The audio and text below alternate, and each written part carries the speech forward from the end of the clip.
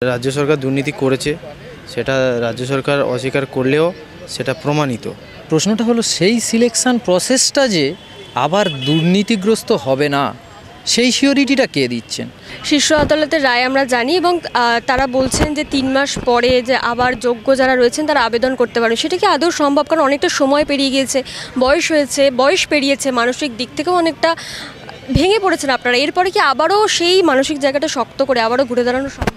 এখন প্রশ্ন হলো এই যে 3 মাস পরে আবার যে ফ্রেশ সিলেকশন প্রসেসটা হবে সেটাতে আমাদেরকে বসতে উনি বলেছেন। প্রশ্নটা হলো সেই সিলেকশন প্রসেসটা যে আবার দুর্নীতিগ্রস্ত হবে না, সেই সিওরিটিটা কে দিচ্ছেন? সেই সিলেকশন প্রসেসে আবার হয়তো আমরা দেখতে পারি 5% কি 10% দুর্নীতি থাকতে পারে, এবং সেই সিলেকশানে আমরা ধরে নিলাম আমাদের মধ্যে কেউ না কেউ চাকরি পেল, এবং সেটা আবার চ্যালেঞ্জ করে মামলা হলো। সেই মামলা আবার হাইকোর্ট থেকে সেটা সুপ্রিম কোর্টে গড়াবে, সুপ্রিম কোর্টে আবার বিচারপতি শুনবেন, শুনে বলবেন যে এর মধ্যে ইরেগুলারিটিস আছে এবং এটা দুর্নীতি হয়েছে এই প্যানেলে, তাই আবার প্যানেলটা ক্যান্সেল দিয়ে আবার ফ্রেশ সিলেকশানের কথা বলবেন এবং আবার আমাদেরকে পরীক্ষায় বসতে বলবেন। তাহলে সুপ্রিম কোর্ট কি এইভাবে সিলেকশান করতে থাকবে, একবার করে একটা করে প্রসেস ক্যান্সেল করতে থাকবে?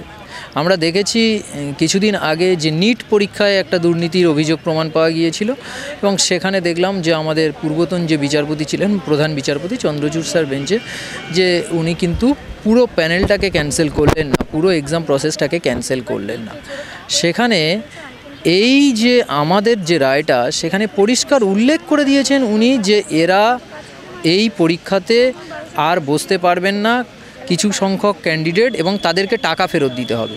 তাহলে কিছু সংখ্যক ক্যান্ডিডেট বসতে পারবেন না, টাকা ফেরত দিতে হবে, সেটা কাদেরকে বলছেন? কোন ডেটাবেসের উপর ভিত্তি করে উনি এই কথাটা বলছেন? বড় কথা, যারা যোগ্য তারা নিজের যোগ্যতায় চাকরি পেয়েছিল, তারা এতদিন পড়িয়ে যে পয়সাটা রোজগার করেছে সেটা ফেরত দিতে পারে না। যোগ্যদের টাকা ফেরত দিয়ে কথা বলা হয়নি, বলা হয়েছে অযোগ্যদের টাকা ফেরত দিতে। এখানেই তো প্রশ্ন, যে সবার টাকা ফেরত দেওয়ার কথা বলা হয়নি। বলছেন যে কিছু সংখ্যক ক্যান্ডিডেট যারা সিবিআইয়ের লিস্টে যাদের নাম আছে তাদেরকে টাকা ফেরত দিতে হবে। তাহলে সিবিআইয়ের লিস্টে যদি নাম থাকে তাদের কাছ থেকে যদি টাকা ফেরত নেওয়ার কথা হয়, তাহলে চাকরিটা শুধু তাদেরই তো যাওয়ার কথা। চাকরিটা কেন মানে সমস্ত ক্যান্ডিডেট, যোগ্য অযোগ্য, যাদের বিরুদ্ধে যোগ্যদের বিরুদ্ধে কোনো প্রমাণ নেই, আজকের যে 19,000 যোগ্য ক্যান্ডিডেটের মানে চাকরি গেল, তাদের বিরুদ্ধে তো একটা প্রমাণ দেখাতে হবে যে এ দুর্নীতি করে চাকরি পেয়েছে। কোনো প্রমাণ ছাড়াই 19,000 ক্যান্ডিডেটকে চাকরি থেকে চাকরি থেকে বরখাস্ত করা যায়, এবং সেটা একদিন দুদিন নয়, 6 বছর চাকরি করার পরেও। শুধু প্রশ্নচিহ্নটা এটা আমাদের ক্ষেত্রে নয়, আগামী দিনে আমাদের ছোট ছোট ভাইরা যারা সরকারি চাকরি পরীক্ষার জন্য প্রস্তুতি নিচ্ছে, তাদেরকে কিন্তু ভাবতে হবে, সময় এসেছে যে আপনারা সরকারি চাকরিটা করবেন কি না দেখুন। কারণ যদি আপনারা সরকারি চাকরি করেন, তাহলে সেই সিলেকশন প্রসেসটা 100% ফ্রেশ হবে কিনা, 100% দুর্নীতিমুক্ত হবে কিনা, তার সিওরিটি আপনি দিতে পারবেন না। কারণ সিলেকশন অথরিটি তারা দুর্নীতি করে, কিন্তু তার দায়ভার আপনাদের বহন করতে হবে। আপনি যদি ক্যালকাটা পুলিশের জন্য প্রস্তুতি নেন, আপনি যদি বেঙ্গল পুলিশের জন্য প্রস্তুতি নেন, আপনি হয়তো পরীক্ষায় পাস করলেন এবং চাকরি পেলেন নিজের যোগ্যতায়, 5 বছর পরে দেখা যাচ্ছে সেই দুর্নীতিতে প্রমাণ পেয়ে পুরো প্যানেলটাই ক্যান্সেল হয়ে গেল। তো এটা কোন দিকে বিচার ব্যবস্থাটা যাচ্ছে আমরা তো বুঝতেই পারছি না। যে বিচার ব্যবস্থার এথিক্সটা হওয়া উচিত যে যারা দুর্নীতি করে চাকরি পেয়েছে, যারা টাকা দিয়েছে, তাদেরকে শাস্তি দিক, কিন্তু দেখলাম যে সবাইকে শাস্তি দিল। এরকম বিচার আমরা আশা করিনি। এটা সম্পূর্ণরূপে ইনজাস্টিস নয়, ইনজাস্টিস। সুপ্রিম কোর্টের রায় আমাদের সবারই জানা, প্রশ্নটা হচ্ছে এর পরে কি? এরপরে দেখি আমাদের সব নেতৃত্বরা সব দিল্লিতে আছে, তারা আসুক, আসলে কি সিদ্ধান্ত হয় দেখি। আশা করি আবার আমরা রিভিউ পিটিশন বা অন্য কোনো পদ নেব। এইভাবে তো হয় না, যারা যোগ্য তাদেরকে এইভাবে চাকরি থেকে বাদ দিয়ে দেওয়া যায় না।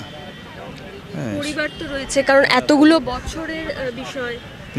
প্রায় 7 বছর চাকরি হতে যাচ্ছে, পরিবার আছে, আমার তো 2টো বাচ্চা, ব্যাংকের লোনও আছে, কি করবো এখন কিছুই বুঝতে পারছি না। বাচ্চারা কত বড়?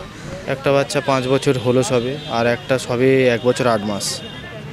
এখন কি করব কিছুই বুঝতে পারছি না। বয়স্ক মা বাবা আছে। এখন আমাদের সবারই মাথায় আকাশ। বাড়িতে আর্নিং মেম্বার কি আপনি? আমি একাই আর্নিং মেম্বার ছিলাম, আর কেউ নেই। এখন কোথায় যাব, কি করব কিছু বুঝতে পারছি না। কয়েকটা নেতা মন্ত্রীর দোষের শাস্তি আপনাদেরকে পেতে হচ্ছে।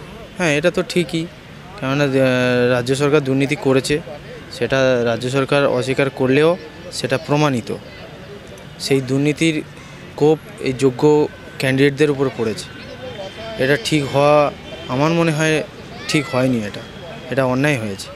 হ্যাঁ, এর জন্যে পদক্ষেপ নেওয়া উচিত। আমাদের কর্তৃপক্ষরা সব আসুক, অবশ্যই পদক্ষেপ একটা নেওয়া হবে, এরকম একটা চিন্তাভাবনা আছে এবং সবাই সেই নিয়ে এবং অর্ডার নিয়ে সবাই সেইভাবে পড়াশোনা করছে। দেখা যাক কী হয়। যে 3 মাস পরে যে আবার আপনারা আবেদন করতে পারবেন বা যারা যোগ্য তারা যে আবারও পরীক্ষায় বসতে পারবে, এই যে বিষয়গুলো, এক্ষেত্রে কি অনেকটা সময় তো পেরিয়ে গেছে, একটা বয়সের বিষয় আছে, অনেক সময় পেরিয়ে গেছে। দেখুন, যখন আমি পরীক্ষা দিয়েছিলাম তখন আমার ফ্যামিলির এত ছিল না, পেছনে পিছুটানো ছিল না, তখন একটা মন ক্লিয়ার করে বা মনোযোগ দিয়ে পড়তে পারতাম। এখন তো সেই পজিশন নেই। আর তাছাড়া এই সঞ্জীব খান্না ইনি নিজেই বলেছিলেন যে এত বছর পরে পরীক্ষা নেওয়া অসম্ভব। তিনিই আবার বলছেন যে এত বছর, মানে ওনার আমার মনে হয় ওনার দুরকম কথাবার্তা। উনি প্রথমে যখন একবার হেয়ারিং হচ্ছিল তখন উনি বলেছিলেন যে দ্বিতীয়বার পরীক্ষা আর অসম্ভব, কারণ 10 বছর পরে পরীক্ষা আর নেওয়া যায় না, এটা অসম্ভব। আবার তিনিই এখন পরীক্ষার কথা বলছেন। এটা কী ধরনের কথাবার্তা কি জানি, একজন বিচারপতির এগুলো মাথায় রাখা উচিত। কিভাবে রায় লিখছেন কি জানি, আমরা বুঝতেই পারছি না। হ্যাঁ, এ নিয়ে খুব চিন্তায় আছি আমরা, যে কালকে থেকে কি করব না করব, খুবই চিন্তায় আছি।